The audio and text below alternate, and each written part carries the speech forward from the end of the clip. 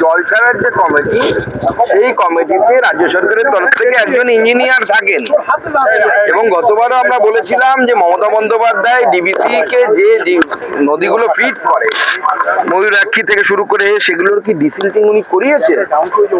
উনি বরাবরই যখনই কোনো সমস্যা আসে হয় বামফ্রন্টকে দেখান যে বামফ্রন্ট করেনি তো এই জন্য এরকম হচ্ছে, অথবা কেন্দ্র সরকার দেয়নি।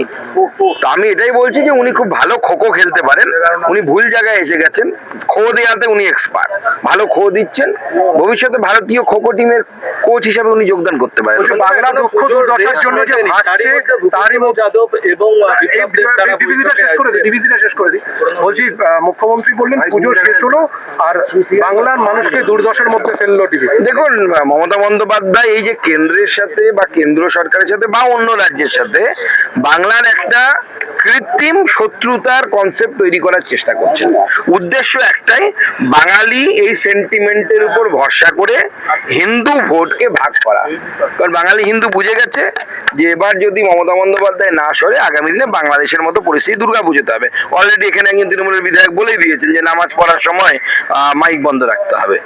তো স্বাভাবিকভাবে আগামী দিনে বাংলাদেশের মতো মূর্তি ভাঙাও হবে, চিন্তার কিছু নেই মমতা বন্দ্যোপাধ্যায় থাকলে। বাংলার বিসর্জন করতে দেবো না, বাংলার বিসর্জন হবে না, তৃণমূলের বিসর্জন হবে। এবারে নির্বাচন তৃণমূলের বিসর্জন। অভিষেক বন্দ্যোপাধ্যায় বিজয় সম্মেলনের কথা বলছেন, আপনারা একেবারে একাদশের দিন এই ধরনের বৈঠক আপনাদের যারা দায়িত্ব। দেখুন, অভিষেক বন্দ্যোপাধ্যায় কার কথা শুনে করছেন আমরা জানি না, সম্ভবত আইপ্যাকের কথা শুনে করছেন, কিন্তু following the model of BJP আপনারা নিশ্চয়ই গতবারও আপনারা কভার করেছেন। বিজেপি প্রতি মণ্ডলে মণ্ডলে আমাদের বিজয় সম্মেলনী হয়েছিল। এবার ভোট আসছে, তাই তাদের মনে হয়েছে বিজয় সম্মেলনী করবে।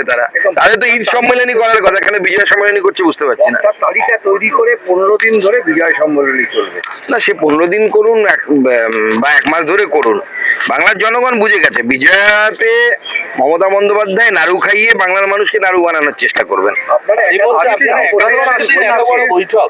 না না, ভোট চলে এসছে, স্বাভাবিকভাবে আমাদের নতুন ভোটের দায়িত্বপ্রাপ্ত নেতারা তারা পশ্চিমবঙ্গে আসার জন্য অনেকদিন ধরে বলছিলেন। পুজোর মধ্যে আমরা বলিনি যে পুজোর মধ্যে আসলে আমাদেরও প্রোগ্রাম থাকে, সেটা অসুবিধা হয়, কিন্তু পুজো শেষ হতেই ওনারা চলে এসেছেন।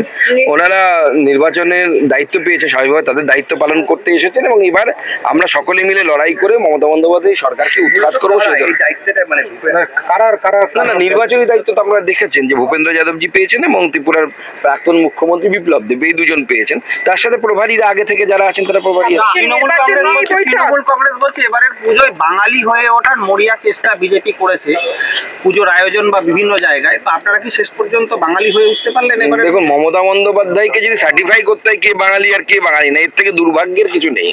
মমতা বন্দ্যোপাধ্যায় সার্টিফিকেট নিয়ে আমি অন্তত পক্ষে বাঙালি হওয়ার চেষ্টা করবো না, বা তৃণমূল কংগ্রেসের সার্টিফিকেট নিয়ে আমি অন্তত পক্ষে বাঙালি হওয়ার চেষ্টা করবো না। কে ওরা ঠিক করে দেবে নাকি কে বাঙালি কে বাঙালি না?